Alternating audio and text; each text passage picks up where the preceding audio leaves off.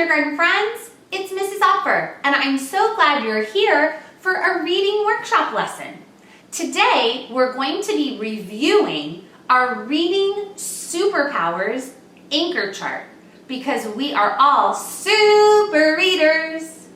Let's take a look at some of the strategies that can help us when we're reading to self and get stuck on a word. Take a look. We can use our picture power.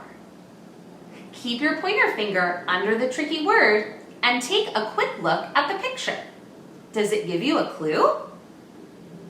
We can use sound power.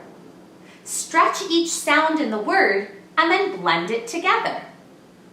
K, at, cat. Pointer power. I know that I can give each word just one tap, no matter if it's a short or a long word. Snap word or sight word power.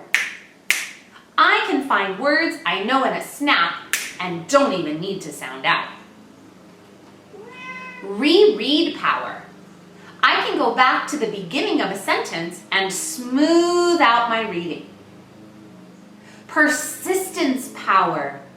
I can keep working and not give up, even if a word is a big challenge.